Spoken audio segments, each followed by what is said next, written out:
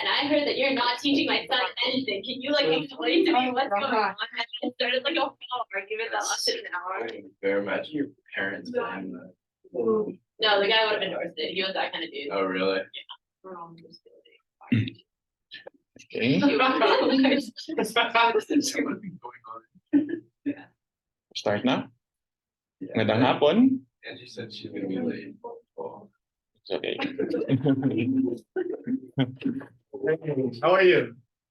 It's Friday now. I badly need some sleep. Well, in my class this morning, we did not have a class with our teacher because he felt like most of us in the classroom are tired, exhausted. Last night I slept around 1 a.m. already because after my lecture there in Hemingson, I had 2 other lectures, online lectures in the Philippines, online. Yeah, so I have to adjust to the difference in terms of time zone. So I finished around 1 a.m. And then I had another session at 4 a.m. So in Filipino we say it laban. Okay. Not sure though, but I'm good with 2 or 3 hours sleep. But that's not ideal though. Yeah. You know, in Filipino, we always say the term laban. You know what laban is? It's fighting. Yeah. Anyway, laban guys. I have to finish these 2 periods. Okay, and I'm sure that I'm hoping that you'll have fun later when we have the activity on the picture that you brought with you. Okay, so here's the outline of our discussion for this afternoon. So we'll have an opening discussion first. Balarila 4 or pang-uri.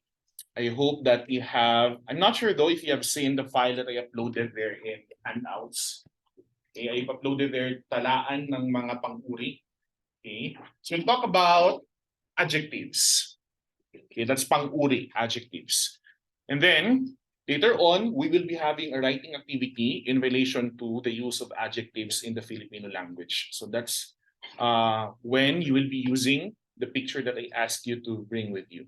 Okay. For those who have not printed their pictures or photos yet, you may send it to my email later. When I ask you to do the writing or the write shop, I'll have it printed in my office just very quickly. Okay, and then I'll give you some reminders also, mga paalala. Okay, let's begin with questions. Iba, ano ang kinain mo sa tanghalian? What is tanghalian, Iba? Okay. Is it evening? Afternoon. Or tanghali means? Okay. Okay, so ano ang kinain mo sa tanghalian, Iba?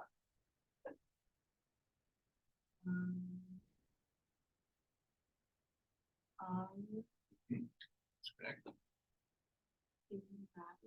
Okay.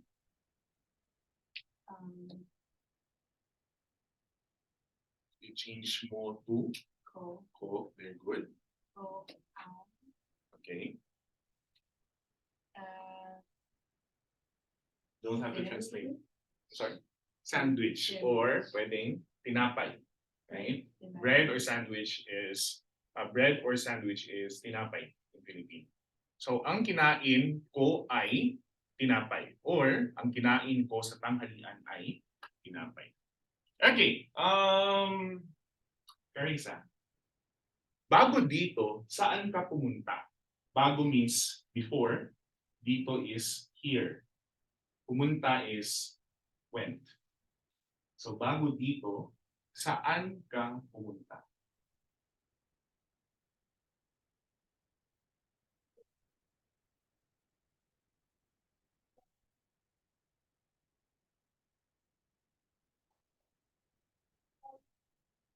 Bago dito, pumunta ako sa Zag Shop. Okay, can you repeat the sentence, Carissa? Okay, very good. Dawson, kumusta ang, I'm sorry, that should be iyong. Kumusta ang iyong pag-aaral? Pag-iingat ang aking pag-aaral. Okay, magaling ang aking pag-aaral, which is good or fine or better maybe. Or it's good. Or you could also answer mabuti naman ang aking pag-aaral. That's also an acceptable answer. Okay, Piper. Pagkatapos ng klase natin, saan ka pupunta?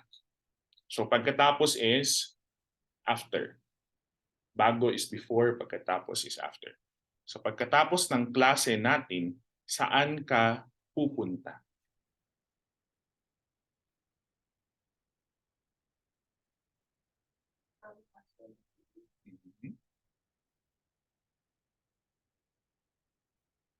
Ako ay okay.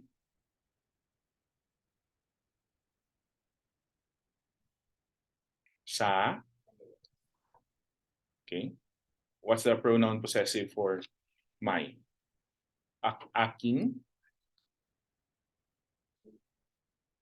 Okay, can you repeat the sentence, Piper? What's your answer?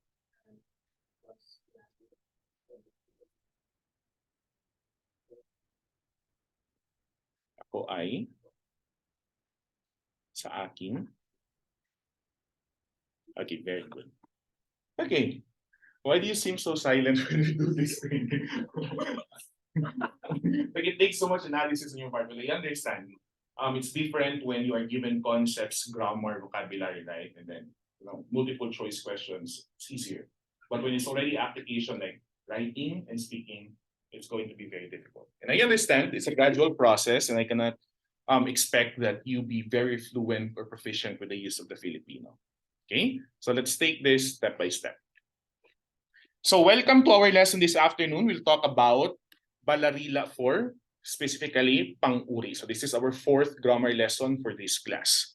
Okay, pang-uri, or in English, we call them adjectives. Okay, everyone, can you say pang-uri? Okay. What is noun in Filipino? Okay, pronoun? Panghalip. Verb? Pandiwa. And the 4th one is adjective, pang-uri. Okay, so what is pang-uri? Ito ay mga salitang naglalarawan ng mga katangian o uri ng tao, hayop, bagay, pook, pangyayari at iba pa. So when you say naglalarawan, from the root word larawan, larawan is picture or photo. Katangian is feature or characteristic. Uri is type. What is tao? Person. Hayop. Okay, that's the label you call to criminals, but it's not actually the translation though. Hayop is animal. Okay. So that makes sense. So it also answered criminal. Okay.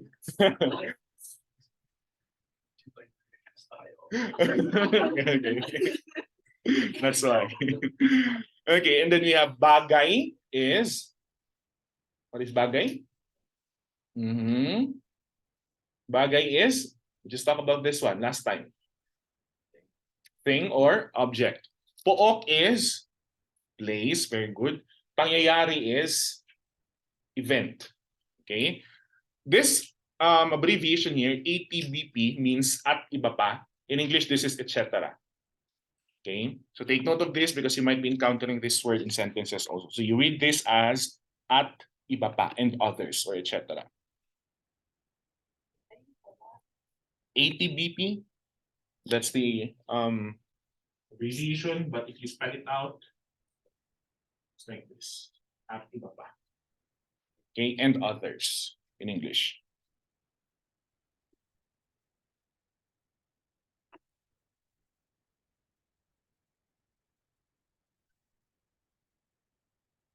Okay. Pang-uri or adjectives, ito ay binubuo ng salitang ugat at panlapi.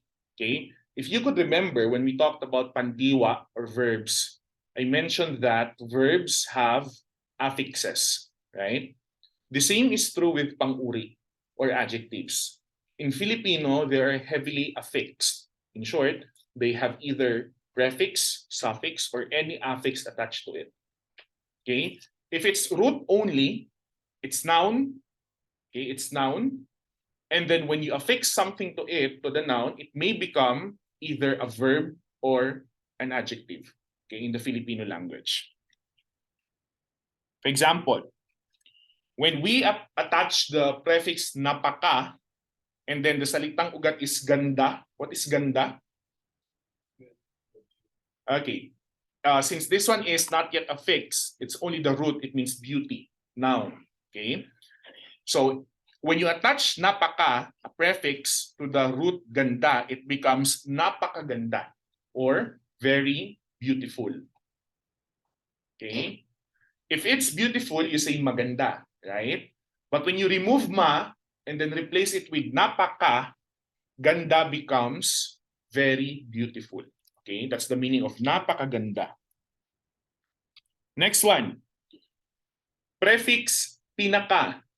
And then the root, example, malaki. What is malaki?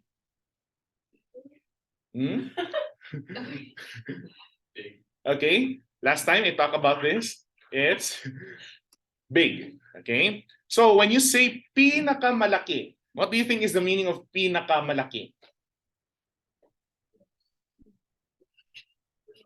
Pinaka. Okay, it's the biggest. Okay, so it's like pinaka is the prefix that we use to refer to most, or the est suffix in English. Right? We attach est if you're talking about superlative. Next one. The prefix ma, when you attach it to the root payapa, payapa means quiet or peace. But when you add ma, it becomes mapayapa. So what's the adjective form of the noun peace? Okay, peaceful. So mapayapa becomes peaceful. Okay. Now, if you were to ask me, what is the rule in terms of the use of these affixes? I cannot really answer you that because, you know, language is dynamic. Okay, there may be some exceptions to the rule, and once applied to this specific noun, it may be different to another noun. So there's no consistency with the rule that we follow here. Okay, but for the base form, comparative, and superlative, are you familiar with these three? Let's go back to basic grammar.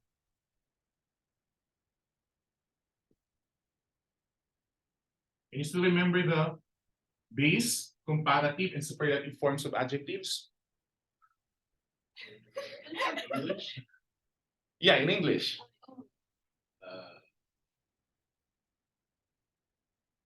Come on, give me a short answer, guys.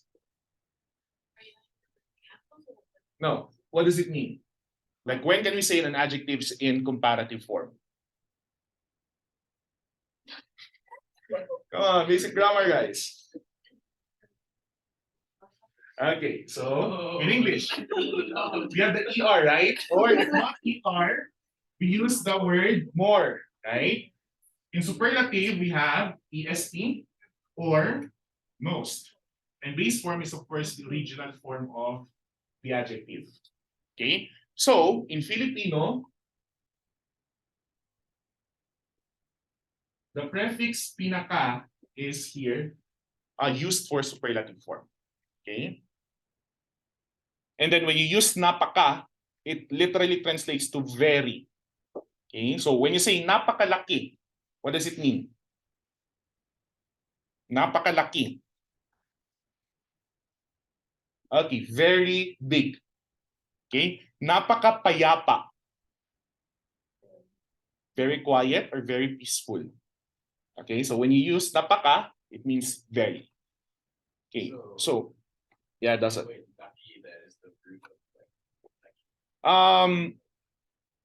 Lucky could also be a word which means grow.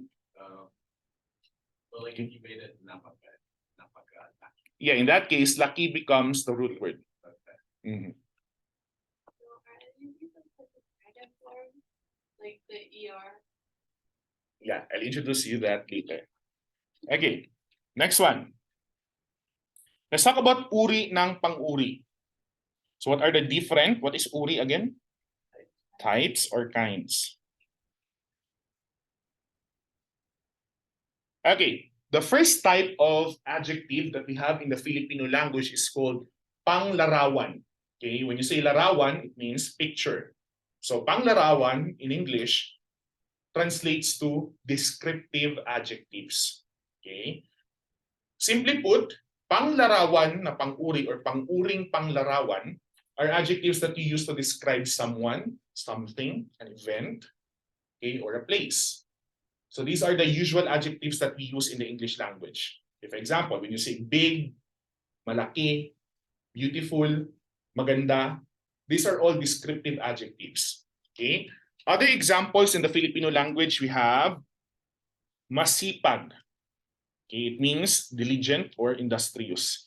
From the word sipag, okay, working hard or work hard. Next one, we have, can you read this word? Kalbo means bald. And then mahiyain means shy or reserved. Maganda, beautiful. Mabango means fragrant, but a fragrant here, I mean the mabango here, refers not only to perfume or cologne. Mabango here may refer also to the smell of something.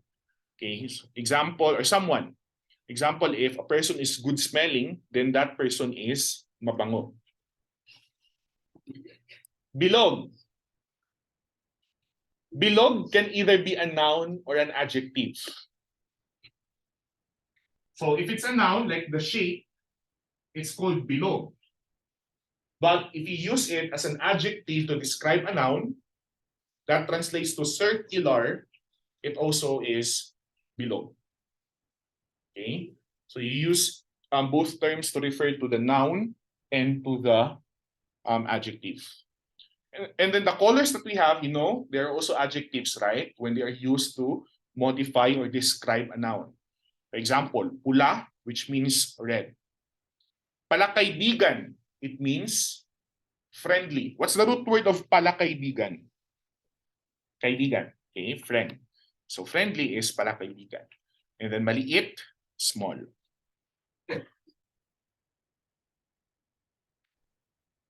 Okay, take a look at these photos and then let's have these sentences. Angie, can you read the first sentence? Technically, no, because I don't have my contacts in. Okay, it's okay. Michelle. Yeah, first one. Okay. What do you think is that in English, Michelle?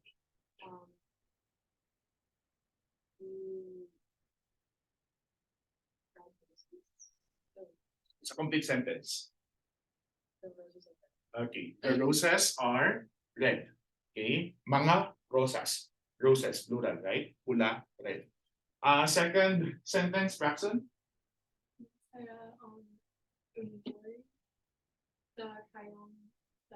Sa kanyang saging. Okay. What do you think is that in English, Braxton? Write a context clue. Masaya means? Masaya means? Happy. Okay. Unggoy. Monkey. Saging. Banana. Okay. So, what do you think is that in English? Masaya ang unggoy sa kanyang saging.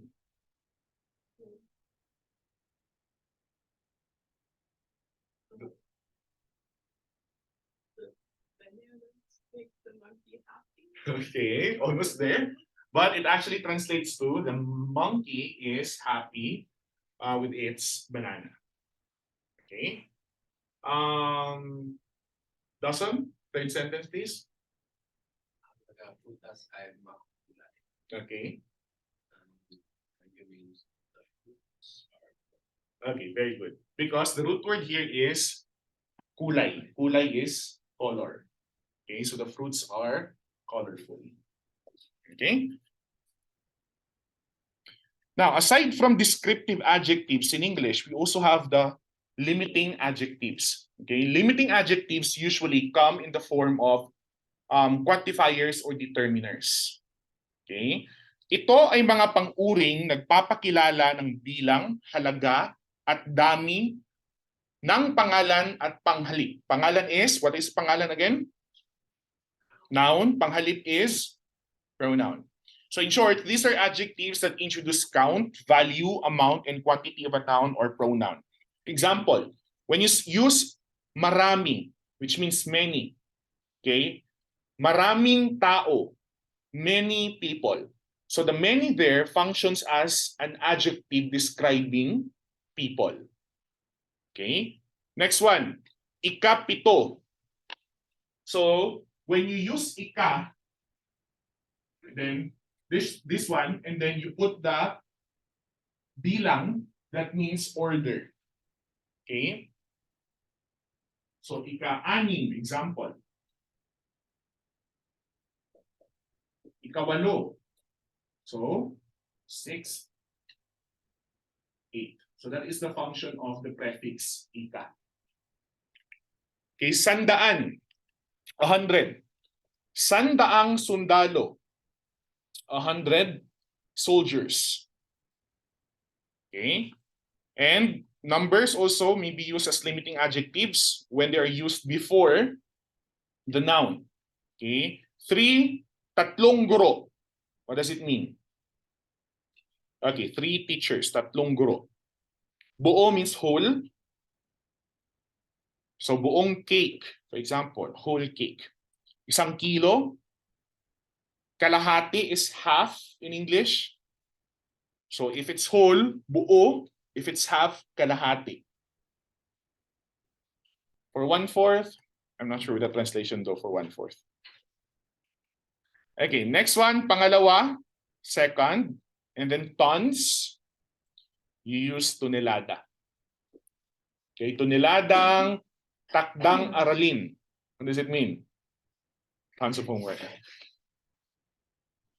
Okay. 2 sample sentences. Okay, Piper, can you read the first sentence, please? Okay. May isang napakalaking mansyon sa Spokane. Come on, what do you think is the meaning of that sentence? I mean the translation.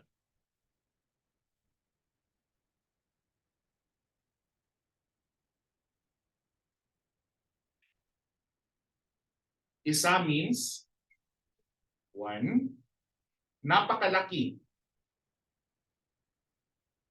A while ago, I talked about napaka, right? Napaka means very. Lucky is big, right? Okay, but there's no ako there, so we cannot use I. So you can say, may is there, or mayroon. Okay, short for mayroon. There is a big mansion or a very big mansion in Spokane. So isa there may be translated to one or the article a or an. Okay? Carissa, second sentence, please.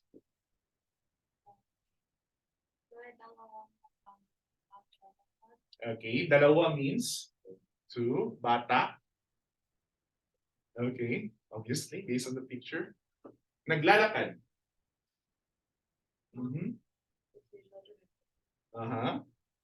Lakad means walk. Okay, so in English, that is, okay, there are 2 children walking. Okay, 2 children are walking.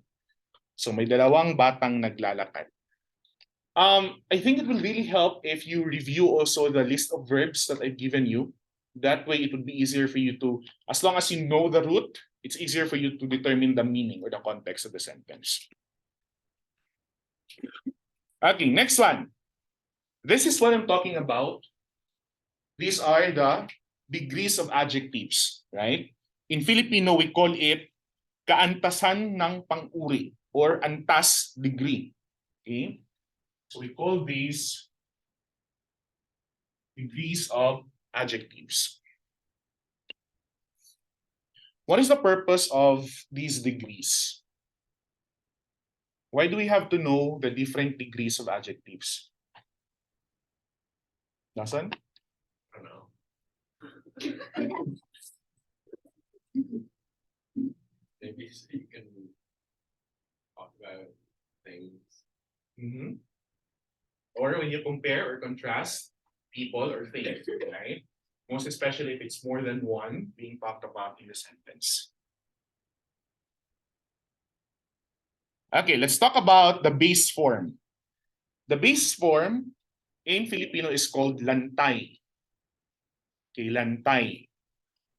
These are adjectives or ito ay mga pang-uri na naglalarawan ng isang pangalan o panghalip. So if you're talking about or describing one noun or pronoun only, that is lantay. So this is the base form of the adjective. Example, take a look at this one. Salitang ugat, lakas is strength. So I told you last time that a noun, when it's affixed, may become either a verb or an adjective.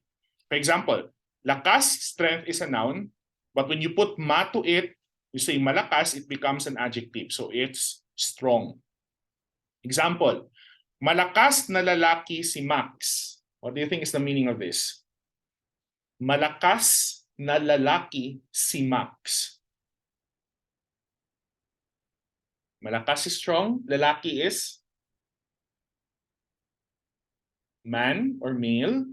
And then Max is a name for a person. So what is this in English? Strong. Okay, it's a strong man. Okay, next one. Ganda is beauty, right? So when you say maganda, you affix ma to it, it becomes beautiful and adjective. So you say, si Diday ay maganda. In English, that is, Diday is beautiful. Next one. The word hirap. Okay, hirap, if it's only a root, it's difficulty. But take a look at this one, guys. When you affix ma to the word hirap, there could be two meanings for the new word. First one is mahirap, which means difficult. Example, mahirap matuto ng Chinese. Matuto means learn.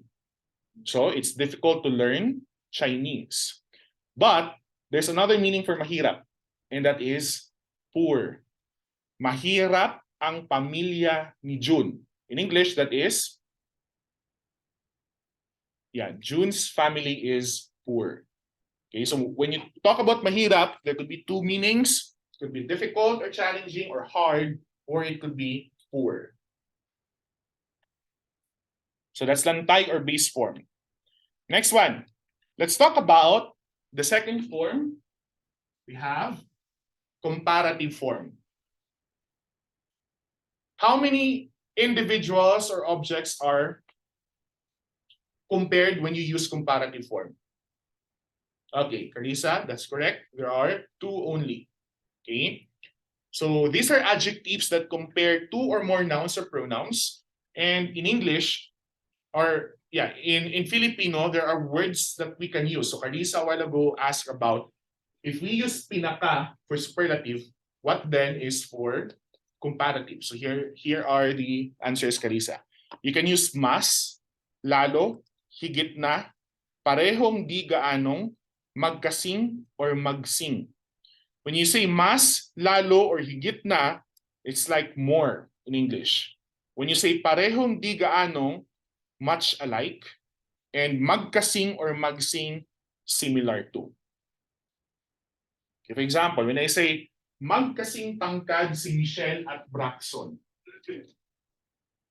Tangkad means, matangkad means tall, right? So if I would say magkasing tangkad si Michelle at Braxton, what do you think is it in English?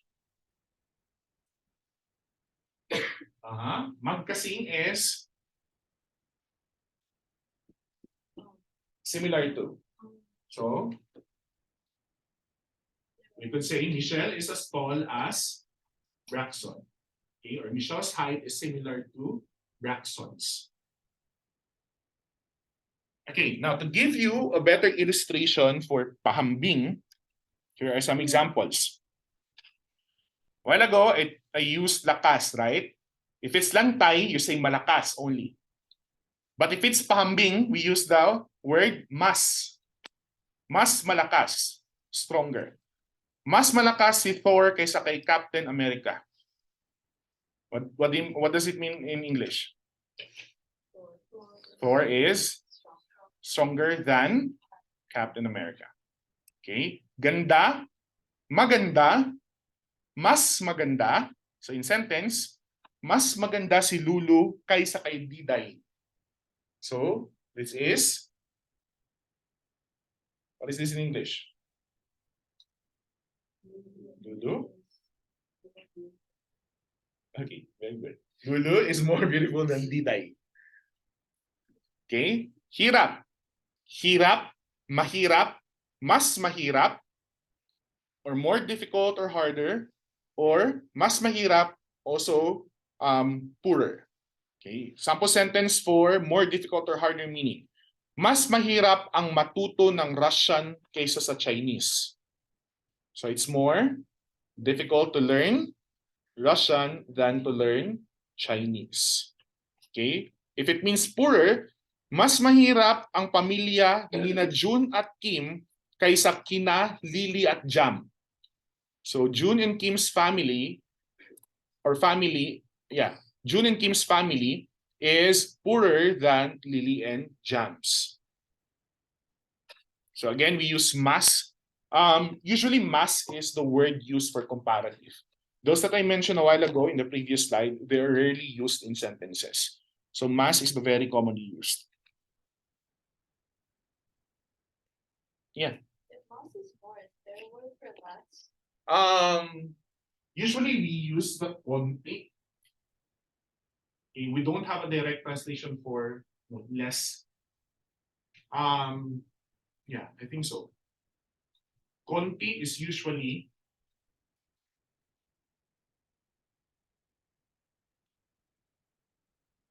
because when you use or when you say mas konti, I mean konti less, but mas konti means lesser. So mas konting asukal ang nilagay ko sa tasa na ito kaysa sa tasa na ito. So I put lesser sugar here than what I put here. Like that. Okay. Again, what is base in Filipino? Okay, lantay. Comparative is hambing. Hambing means compare. Okay? And superlative, guys, is pasokdol. Why pasokdol? Because the word sukdol means highest. Okay, so when you say sukdulan ang galit ko, my anger is to the highest level. Okay, so that's how you use sukdol. Okay, so I already mentioned that the common words or affixes that we use is pinaka. Okay, but you can also use napaka, ubod ng, and others. But pinaka is the most appropriate one. Napaka, it means very, that's what I told you. Ubod ng, it could translate to overflowing with or oozing with. Example, you say, ubod ng ganda. Okay, overflowing with beauty. Okay? Ubod ng talino, oozing with knowledge or intelligence. It's like that.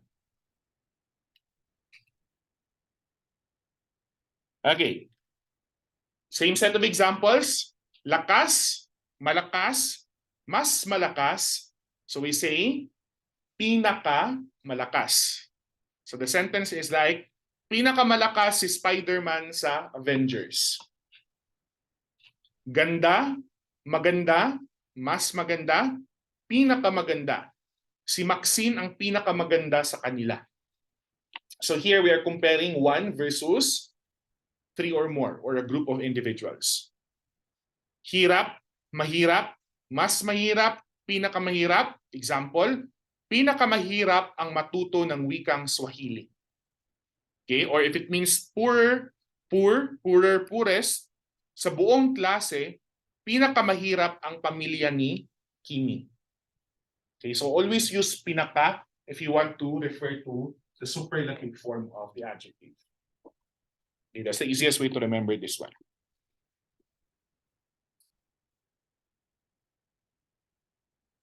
Okay, I think we are down to the last 2 slides before we proceed to our activity.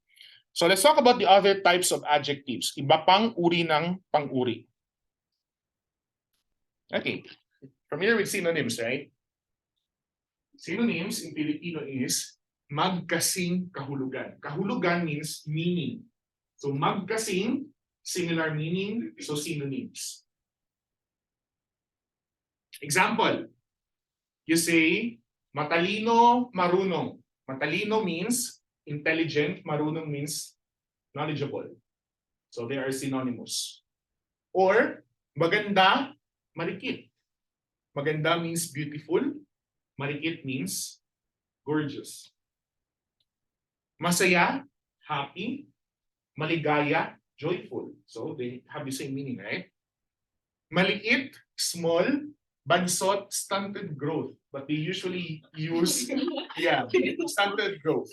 They usually use this one to, when they refer to the height of a person like a dwarf. So they call it bansot. Okay, very small. Payapa, tahimik. Peaceful, quiet. This one, mayumi, mahinhin. Mayumi means modest, mahinhin means gentle. Labis, excessive. Sobra, much. Mabait, kind. Mabuti, good. Okay? But the good here does not refer to, for example, how are you feeling right now? Good. So you don't say mabait. Okay? Instead you say mabuti. Even if they're synonymous, they may be different in terms of use in the context. Mataas, matangkad, long, tall.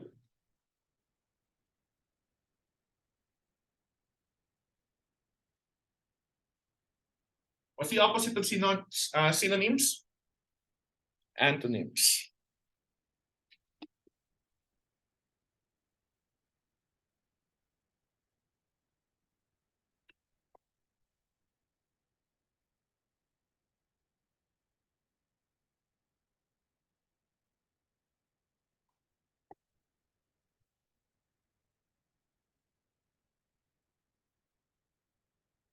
Don't worry guys, I'll upload the PowerPoint of Blackboard.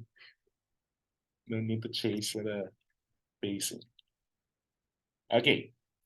So if magkasing kahulugan is synonyms, antonyms, it's magkasalungat. Salungat means opposite. Okay?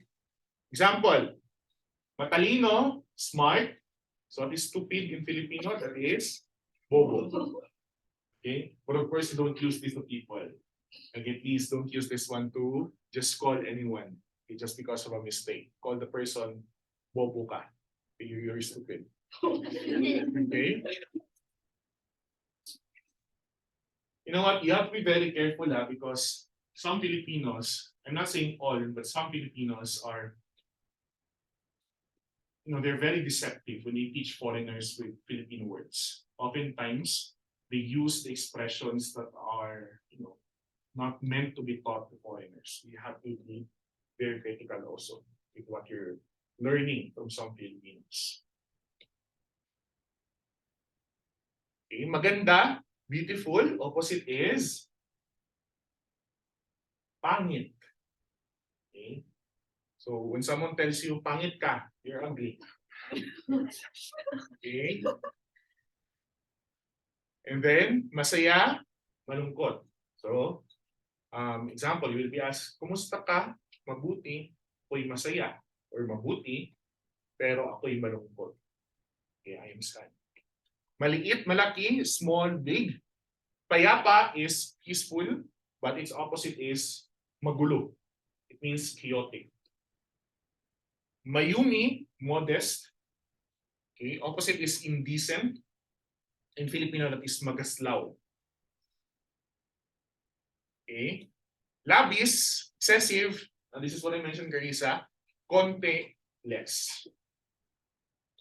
Mabait is kind. Stubborn or rude is salbahe. Salbahe ka. Okay? Or you could also use mabait, masama. Bad. Masama.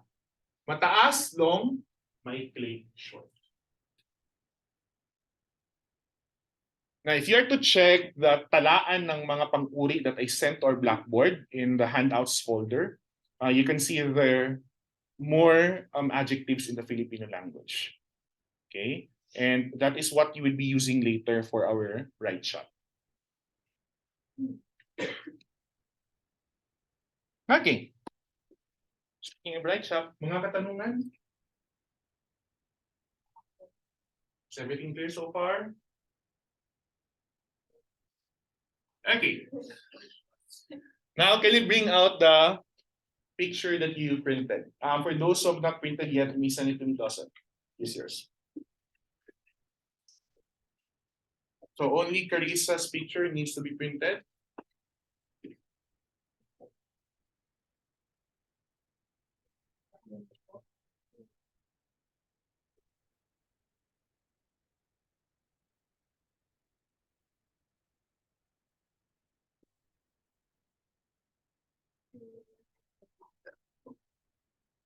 Okay. So let's proceed now to our activity. First instruction, ihanda ang larawan ng inyong pamilya. So ready. Be ready with the picture, the family photo that you brought with you. And then, basahin ang talaan ng pang-uri na nasa Blackboard. So I hope you could open your Blackboard now. And then go to handouts. And then read or skim through the talaan.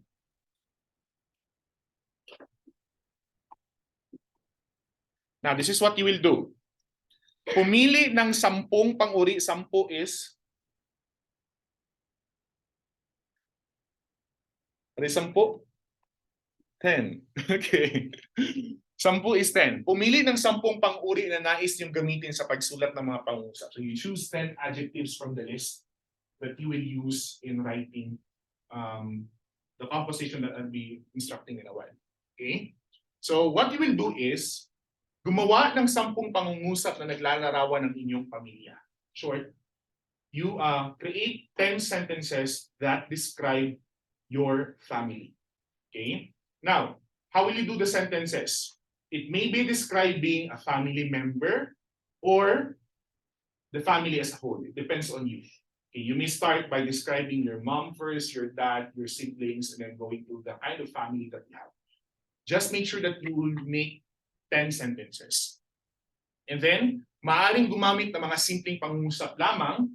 Okay, you can use simple sentences only, but I'm challenging you to be varied also with the sentence structure. So do not just, for example, sentence 1, you say, ang aking nanay ay, then sentence 2 is, ang aking tatay ay. So I want you to restructure the sentences so as to challenge yourself also on how to create more structures for sentences.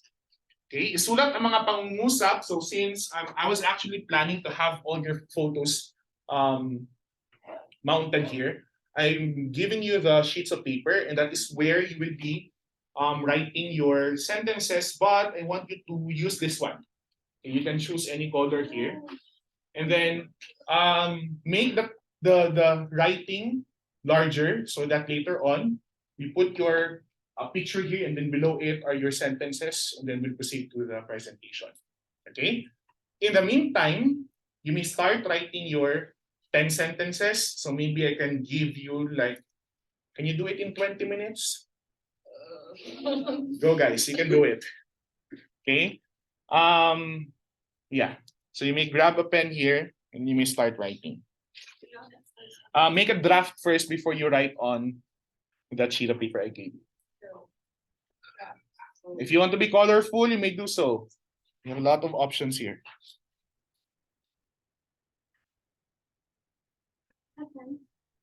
Oh, I just I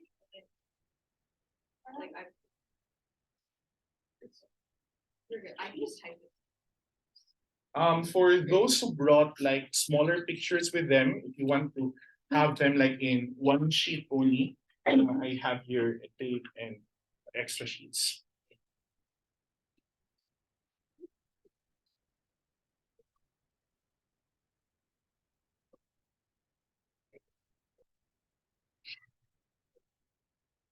Lisa, you sent it ready? Yeah. I looked at the beginning of the thing. Sorry. And you can make it at the beginning of class. No. The pictures? And I will check it.